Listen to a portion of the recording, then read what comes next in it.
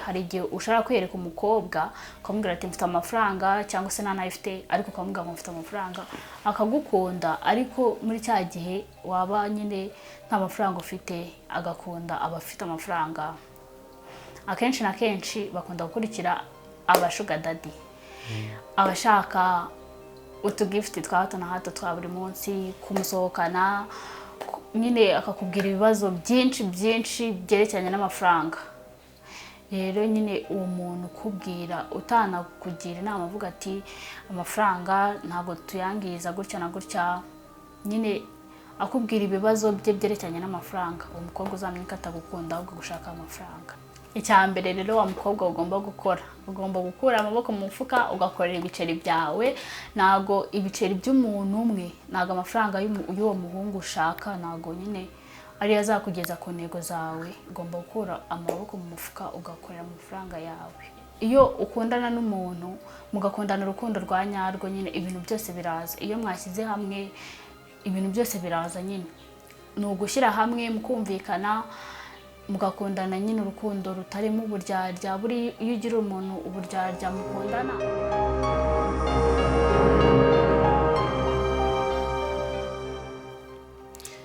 Reka twongere tubahe ikaze abakunzi b'uyu muyoboro wacu wa Muhoza Rwanda. Reka tubashimire uburyo mugomeje kubana natwe ndetse tunabasuhuza cyane cyane abaherereye mu mpande zose z'igihugu, aba diaspora bari muri Amerika, i Burayi ndetse no ku migabane yose itandukanye turabasuhuje. Uyu munsi rero nk'ibisanzwe twaba twagarukanye na wa mukobwa wacu. Yatangira twibwira, harimo abatari bamubona, hari abamubonye bwa mbere, wenda yatangira twibwira. Tugwaye ikaze. Murakoze. Amazina yanjye nk'ibisanzwe ni Mutoniwase Aline, nkaba nyine maze iminsi nkorera kuri ino channel yanyu. Aline rero tugwaye ikaze cyane. Aline rero hari ubushize twakoze ku kiganiro kijyanye n'urukundo, ariko abantu ntibasobanukirwa neza, bahita batubwira ati ubutaha uzatubariza Aline atubwire wenda ku bijyanye n'urukundo rujyanye n'irari ry'amafaranga. Wenda rero ni nayo mpamvu tudatinze uyu munsi twaje tuza muri iyo njyana yo kugira ngo usubize abakunzi bacu batubajije ku bijyanye n'icyo kibazo. Aline, Karama, hari abavuga yuko urukundo rwo muri iki gihe rushingiye ku mafaranga, wowe ubibona uti?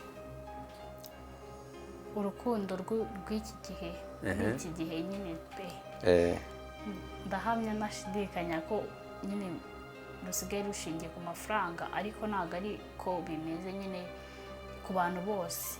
Ni abantu bamwe na bamwe bakunda umuntu nyine bitewe n'amafaranga bamukurikiyeho n'imitungo afite runaka, bikaba ngombwa nyine ko bamukunda ariko bitari ibya nyabyo bitewe n'amafaranga. None se ari ubona ari abahungu n'abakobwa, ubona ari bande wenda bafite uruhare runini mu gukunda abantu bafite amafaranga? Ni abakobwa dukunda amafaranga, natwe turiyizi. Rero abakobwa ni twebwe dukurikira amafaranga cyane cyane. Abantu nyine bafite amafaranga menshi nibo dukurikira. None se ari ni gute umuntu yatandukanya urukundo rwa nyarwo n'urushingiye ku nyungu z'amafaranga? Cyane cyane wenda n'urugero, turakundana ndi umukire, sibyo? Yego. Wenda nashingira kuki wenda nemeza yuko urukundo dukundana ari urwa nyarwo, atari urushingiye ku mafaranga? Yego. Nkawe muhungu nyine ugomba gukunda umukobwa nyine nyine hari igihe ushaka kwereka umukobwa ukamubwira ati mfite amafaranga cyangwa se nta nayo ufite, ariko ukamubwira ngo mfite amafaranga akagukunda, ariko muri cya gihe waba nyine nta mafaranga ufite agakunda abafite amafaranga. Akenshi na kenshi bakunda gukurikira abashuga dadi, niba ari bo baba bafite amafaranga menshi, ariko nyine abakobwa dukurikira abantu bafite amafaranga. Rero gutandukanya urukundo nyine rushingiye ku mafaranga n'urukundo rudashingiye ku mafaranga, ni wowe muhungu uzabyitandukanyiriza. Gute nyine? sobanurira abantu wenda kugira n'abahungu badukurikiye wenda babashe kurushaho kubyumva. Ni gute ngewe mfite amafaranga, sibyo? Ndaje ndagukunze, sibyo? Ndaguteza. Kubera ko ufite amafaranga ntabwo uzabura kunyemera. Hari igihe ngewe nzahita ntekereza yuko unkunze kubera ko wankunze nyine, sibyo? Ariko wowe atari cyo kintu ugamije. Ngewe nk'umuhungu nzabibwirwa n'iki? Icya mbere, umukobwa ukunda amafaranga uyagukurikiyeho, wowe umuhungu ujya afite, aba ashaka utugifuti twa hato na hato twa buri munsi, kumusohokana, nyine akakubwira ibibazo byinshi byerekeranye n'amafaranga. Rero nyine uwo muntu ukubwira utanakugira inama avuga ati amafaranga ntabwo tuyangiza gutya na gutya, nyine akubwira ibibazo bye byerekeranye n'amafaranga, uwo mukobwa uzamenye ko atagukunda ahubwo gushaka amafaranga. Abasore ukabura babwira ati wa mukobwa ukunda ibintu by'amagifuti n'ibiki rwose. Basore mu mwiyame mumenye yuko uwo mukobwa nta keza bazana ari ugukunda amafaranga. Ariko ntabwo ari bose. Hari abakobwa usanga bakunda gifuti, sibyo? Wenda bakunda kuba bitabwaho kuko abakobwa kenshi babaye mu buzima bwo kubona abasheri babo babitayeho, sibyo? Rero ibyo bintu bakaba ari byo bibagaragariza ko babakunda. Wenda nabo urababwira ati na ba bantu hari ushobora kuza akavuga ati nkunda gifuti, nkunda indabo, nkunda iki, sibyo? Cyangwa n'umuhungu wenda akaba yabikora bitewe n'uburyo we abona umukobwa bakundana. Wenda uwo mukobwa sashobora kuba afite urukundo ariko ubona ko ari urwanyarwo, ariko imbarutso yarwo ari ayo mafaranga. Ukuntu rero bimeze. Ubundi umukobwa ugukunda ntabwo yagusaba amafaranga nyine ya buri kanya, nicyo kintu ndi kuvuga. Ntabwo agusaba amafaranga ya buri kanya, kumusohokana buri kanya, nyine buri munsi akumva ko ayo mafaranga yasohoka aturutse kuri wowe. Yego nyine hari abakobwa bakunda gifuti, nanjye ndazikunda by the way, nanjye ndazikunda. Baziguhe. Rero ntago abakobwa bose ntago ariko bakurikira amafaranga kubera ko gifuti, ariko abenshi muri bo umukobwa naza akakubwira ngo nsohokana, ngurira iki, nutakingurira ndarakara, ibintu nk'ibyo, uzamenye ko umukobwa nta rukundo. None sari wenda dusobanurire ni iki gituma abakobwa bamwe na bamwe, sibyo, bo muri iyi minsi bakunda abasore bafite amafaranga gusa? Icyo ngicyo cyo ntabwo ntagitindaho kubera ko nyine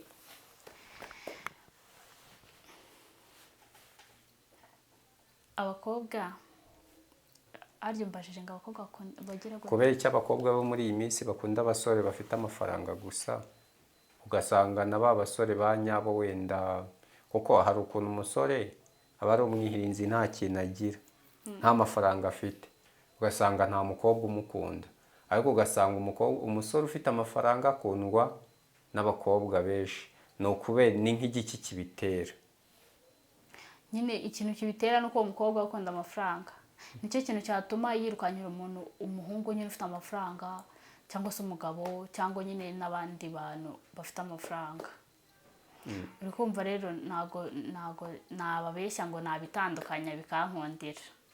Ahubwo mwebwe muri kutureba mwandike muri comment nyine mudukosore, nyine mutubwire kuri icyo kintu.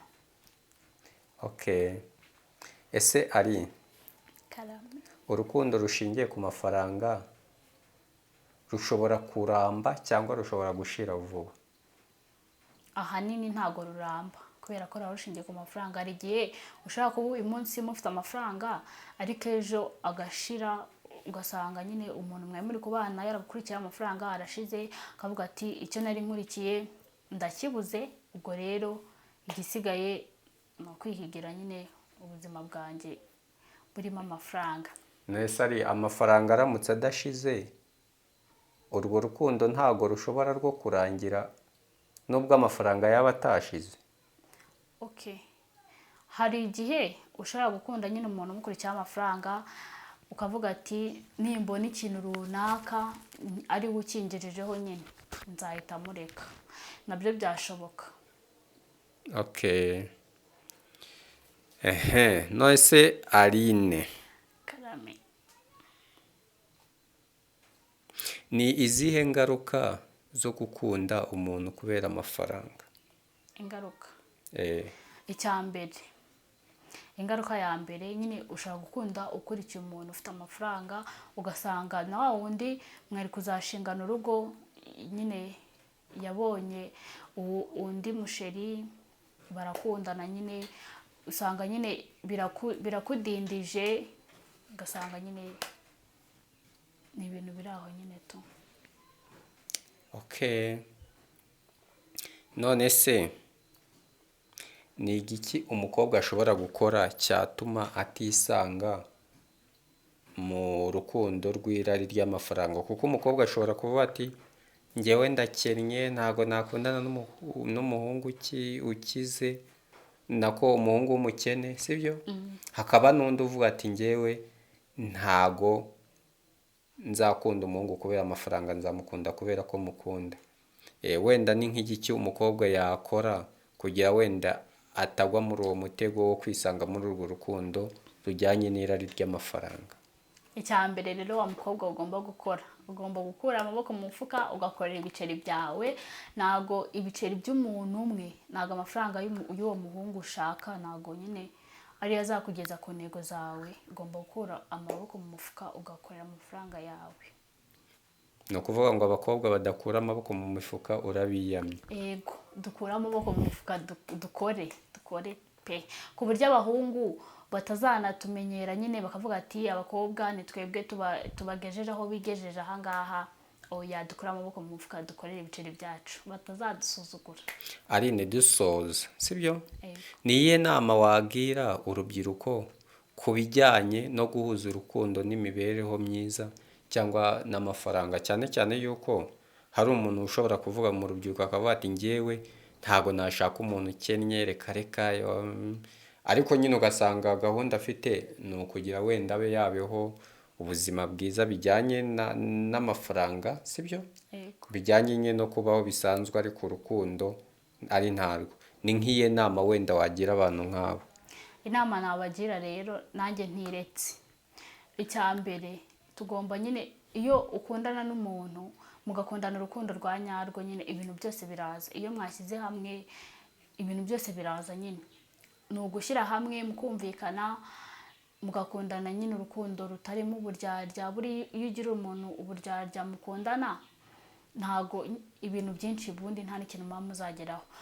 Icya mbere ni ukumubwiza ukuri nyine mugakora cyane kugira ngo nyine n'ibyo ngibyo mushaka muzabigereho. Niyo nama nabagira. Okay, rero reka dusoze dushimira abakomeje gukurikira iki kiganiro cyacu. Turabashimiye kandi tubibutsa gukanda subscribe, like, share and comment, mugomeza kunogerwa na gahunda z'uyu muyoboro wacu. Ibiganiro byacu ntakagaruka, ndetse Aline dugikomezanya n'ubutaha muzajya mumubona mu bindi biganiro. Nimba wamukunze andika muri comment kugira ngo turusheho kugenda tunogerwa. Murakoze cyane.